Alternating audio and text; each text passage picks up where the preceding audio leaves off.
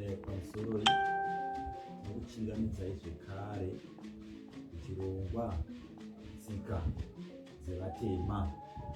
Nokuchingamidza zvekare kuchirongwa tsika dzevatema. Tiri kuda kuendera mberi tichitaura pamusoro penhaurwa yemhepo. Nhaurwa yatanga tiri kutaura mazuva apfuura. Takataura tikati mhepo mweya womunhu akafa. Tikataura tikati mhepo inouya kuzoshungurudza vapenyu. Mweya womunhu akafa unenge uchiuya kuzoshungurudza vapenyu. Unenge uri mweya wemutorwa, unenge usiri mweya wehana. Unenge uchiuya kuzoshungurudza vapenyu. Zvino kana taane mhepo mukati memusha, mukati medzinza, takati mhepo inotuma zvakawanda-wanda uye zvakasiyana-siyana. Munetsero wemhepo wakasiyana-siyana. Kune mhepo dzinouya dzichititadzisa kuvakaimba. Mhepo dzinogona kutumwa kwatiri kuzoputsa imba. Mhepo inozvikwanisa izvozvo. Kune mhepo dzinouya dzotipinza mune mamwe matambudziko akasiyana-siyana. Mhepo dzinogona kutipinza mukati memajeri. Mhepo dzinogona kukonzera kuti tiite mapenzi. Tinoona kune vamwe vanoti vakabata mari haigari. Vamwe vanopedzera vava marombe.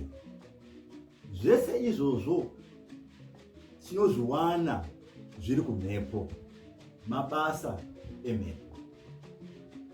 Asi tanga tiri kutaura pamusoro pemhepo inosundirwa kumunhu opedzisira aponda kana kuti auraya. Kana mhepo ikaita basa iroro, kana mhepo ikatumwa izvozvo kuti munhu apedzisire auraya, tinenge tave nengozi mukati memusha.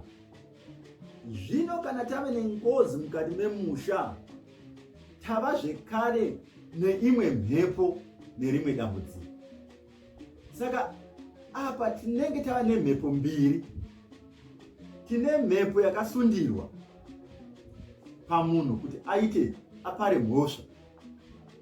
Tozoita zvekare ngozi yatava nayo mukati medzinza.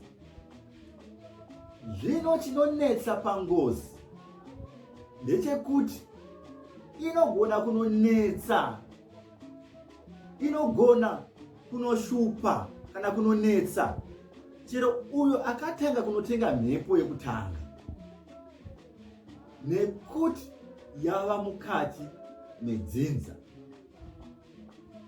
Zvino kana tava nengozi mukati medzinza, tava neimwe mhepo zvekare inenge yakunetsa vanhu vakasiyana-siyana. Mhepo yekutanga inogona kutumwa kumunhu mumwe chete, opara mhosva yanenge apara, onoponda, onouraya. Tava neimwe mhepo inenge yakubva pakuurayiwa kwakaitwa munhu. Tinenge tava nengozi. Ngozi haichasarudzi zvino, yakunonetsa vese veropa rakaparamhaka. Ndiko tingati kuipa kwakaita ngozi. Ngozi hainetsi munhu mumwe chete. Saka zvinozoita vaya vanenge vakaita sekuchenjera, kana kuti vaya vakatanga kutuma mhepo yekutanga, nengozi iyoyo, nemhepo iyoyo yengozi, vanogona zvekare kunoisundira kana kunoigadza kune mumwe mwana, kana kune vamwe vana, kana kune imwe imba. Zvinogoneka izvozvo kuti vanhu mumhuri vaita ngozi, kana kuti mune ngozi, mune mweya wengozi, mune mhepo yengozi, vamwe vanotora mweya iwoyo, votora mweya uyu vonousundira kune imwe imba, kana kutora mhepo iyoyo yengozi vonoigadza. Kana ari munhurume akaurawa, iri mhepo yechinhurume iri kunetsa, vanogona kuitora vonoigadza pamwanasikana. Ndozvinoita vamwe vanhu izvozvo. Tozoona kuti mwanasikana iyeye agadzwa Ngozi haacharoorwi,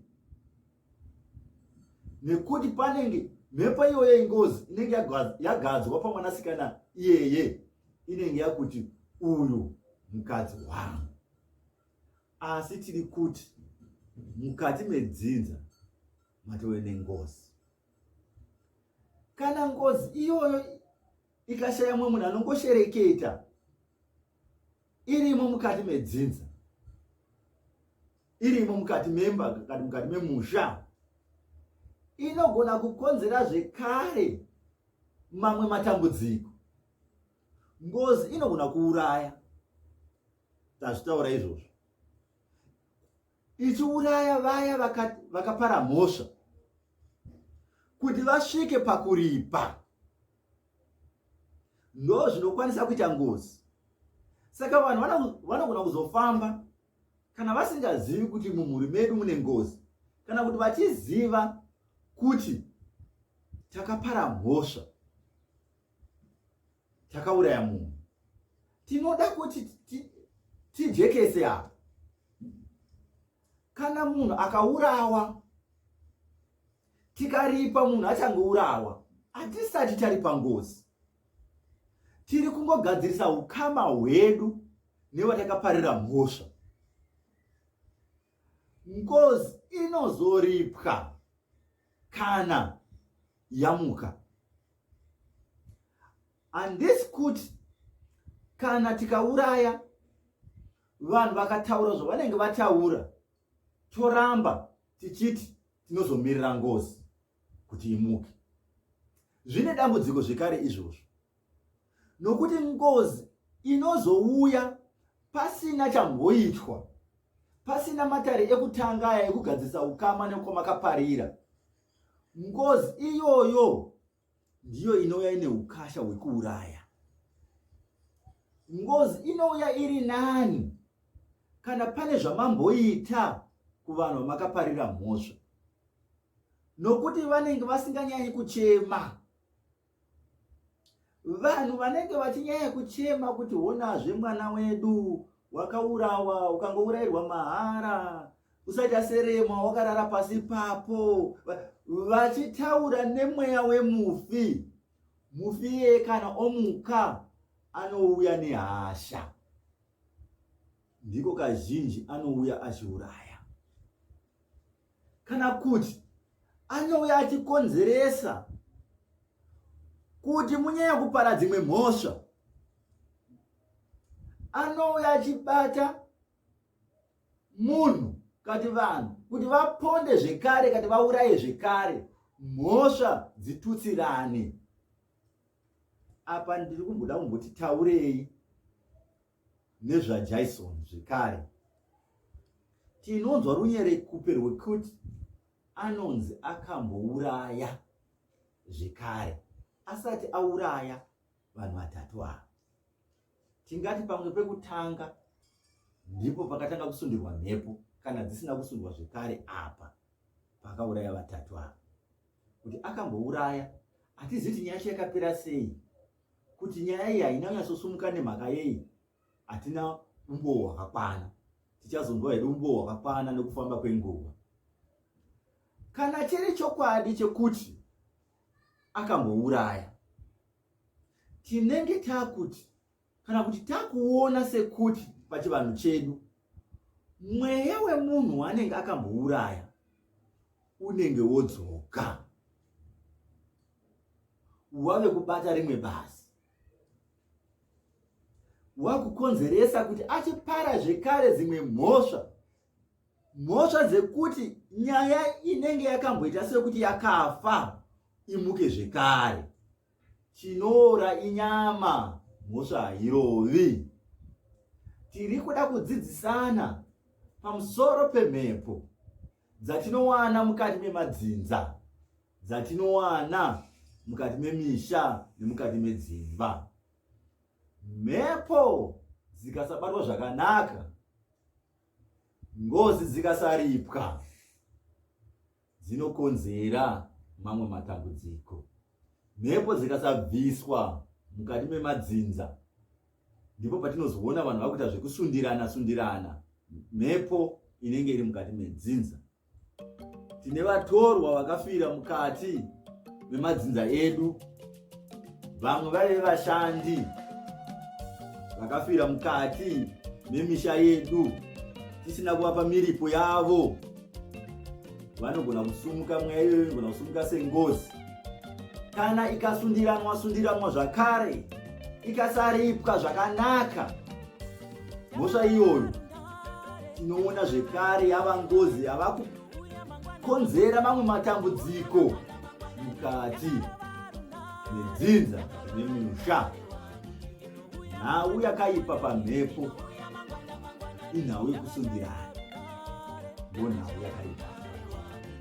Kana tichinge tabata mhepo mukati memadzinza, kana tichinge tabata mhepo mukati memusha, zvinoda kuti tiise musoro pamwe chete, tione kuti mhosva kana iri mhosva iripo ingaripwa sei, mhepo iyi kana ichida kuripwa ingaripwa sei, ndiko kuti musha wedu unge uri musha wakachena, ndiko kuti dzinza redu ringe riri dzinza rakachena.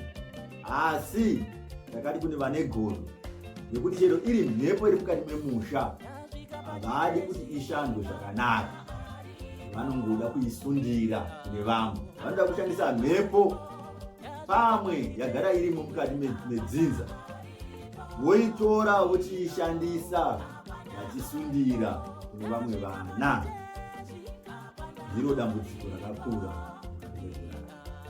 Chero tabata tikaripa ingava ngozi, ngationei kuti zvekare hatina imwe mhepo yasara here mukati memusha, nekuti pamwe tingazoona kuti taripa ngozi asi matambudziko atinawo ongoramba achiwanda asingaperi. Hongu tinenge takaripa ngozi, asi mhepo yakatanga kusundirwa kati kuvapo yakakonzera kuti papondwe munhu, paurawe munhu, tinenge tisina kuibata. Saka chero patinoita kunoripa ngozi, ngationei kuti takatanga apa chii, toripa ngozi yedu, todzoka toenda kumhepo yakakonzera kuti munhu auraye. Tinoti kuuraya kwemunhu kuti munhu auraye mumwe munhu, kati munhu azviuraye pachivanhu, pachitema, tinoti anenge abatwa nemhosva. Tinoda kuramba tichitarisa nhau ikwana muvhevhi, ikwana Jason, tichiramba zviitiko zvakawanda zviramba zvichiitika, zvichitaurwa zvakawanda, pachibuda dzimwe nyaya itsva. Tinenge tichida kuti tibetserane takatarisana nenhau yemhepo. Nhasi takachitarisana nemhepo iri ngozi, kuti kana iri ngozi iri mukati memusha inenge ichida kuripwa. Kana taripa ngozi, totaridza kuti hatina imwe mhepo here yatinayo mukati memusha, nokuti tinogona kusara tine imwe mhepo inozotinetsa. Ini wenyu Sekuru Makoni. Ndatenda.